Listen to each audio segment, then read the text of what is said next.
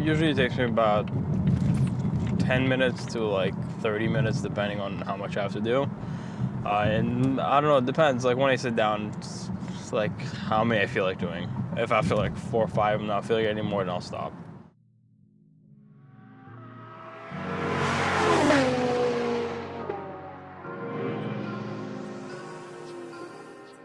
Hi, my name is Roy Lichtenstein. I pretty much do anything involving cars. Mostly I do photography for exotic cars. Anything ranging from, you know, like $1 million Paganis to like some cool modified cars that might not be worth as much, but I appreciate any type of car. I shoot pretty much everything, and also all around the world. I grew up in a family where everybody likes cars, and like I lived in Israel for half of my life, so I didn't really know, like I didn't see too many, there's no nice cars there, so I would get excited by like Mustangs, you know, basic stuff you see here on the road all the time.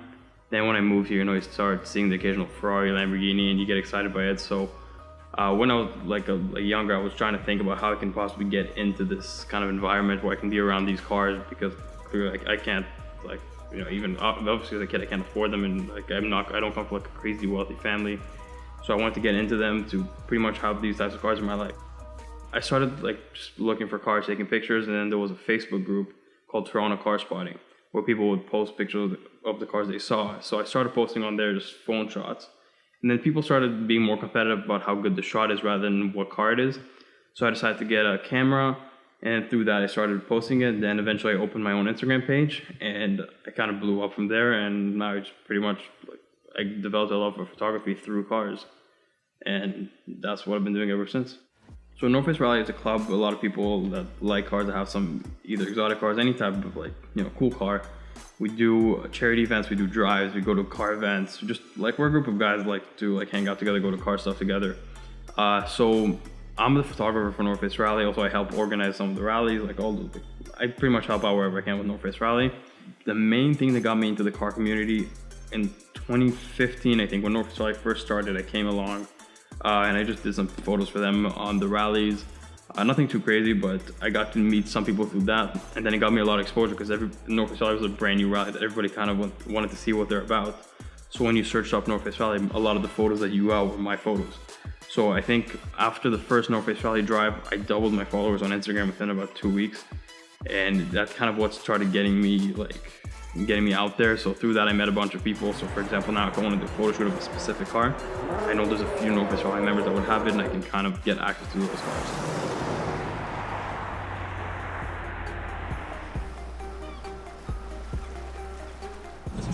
We're gonna go shoot a wide body Nissan GTR. The body kit that it has on it, it's the only one in Canada, and I believe it's one of 3 in North America. I had one Lambo driver driving, and then I actually brought like the Huracan, yeah, and like I was fine. This is probably the hardest car I've ever driven up here. But yeah, like this is where I wanted to shoot. Like I get what you mean, like the caging is sick. The caging and the flooring is nice. Yeah, that's exactly. the thing. Like, I think this would have been the coolest place to shoot. Yeah, I've been there. I've been there with Amin. So good. Yeah. Alright, so what do you want to All the food places you go with Amin. That's where you go with. He knows what to order. Yeah. He knows to order, but he also orders everything else just in case. Excessive. Bro, like I don't, man. Last time we went, whatever you ordered, I'm like, you make it half. Yeah. We still had that. Yo, I wanna have it like kind of parallel to the wall, so like literally just fucking. Like right against it? Like not, it doesn't have to be against it, but just kind of like face facing that way, back facing that way.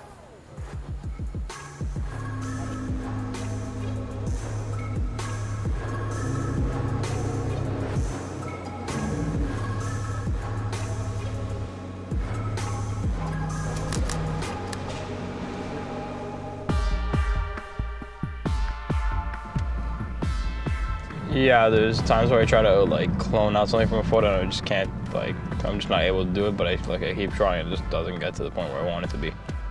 Probably my most viral one, it's definitely not my best one, but my most viral one is I went to a Ferrari event, and there was a bunch of people that brought out their cars, and I knew one of the people with one of the more serious cars there was a Ferrari F40. When we left, he was cruising back towards Mississauga area on the 407 with his friend that had a LaFerrari. So I asked him if I can come along and do rolling shots out of my own car. And I got a rolling shot of a LaFerrari and an F40 next to each other, which I don't think has ever been done up to that point. The LaFerrari was pretty new back then. That picture went viral. I think it got like at least 10 to 15 million people saw that picture, and it kind of got a lot of exposure for me. a lot of people want to shoot with me after, so that kind of helped me kind of grow my photography business.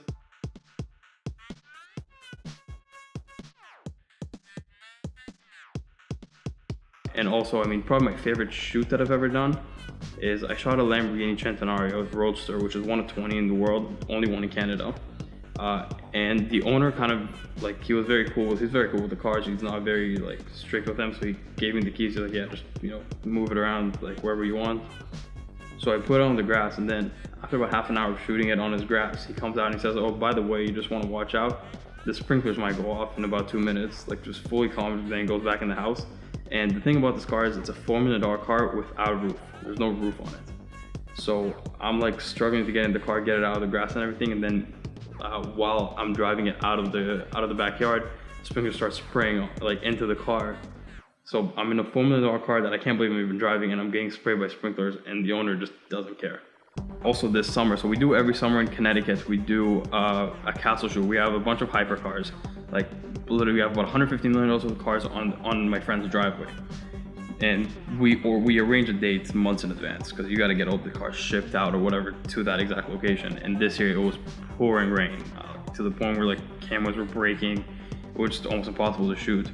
And so I had to shoot in the rain. Then like randomly it got sunny and got warm, and my camera fogged up completely. Like the entire line there was just a cloud of fog in there. So halfway through the shoot I had to go inside, warm it up, then I had to put it in the car right next to the AC. So it was one of the most important shoots I've ever done, but my camera just completely like failed on me halfway through the shoot.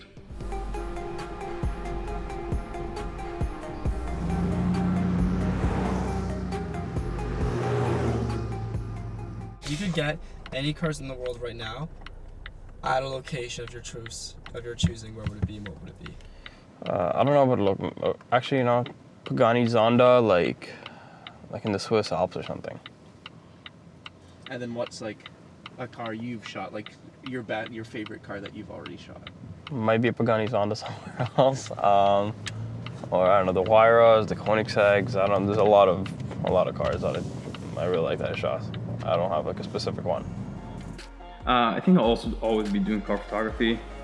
The money is not really what I'm most excited about it. Even like I hope that I'll find a way to, you know, buy myself some cool cars. It doesn't matter what car I'll ever own. I could own a crazy car collection. I'll still always do car photography. So I don't really know where I'll go.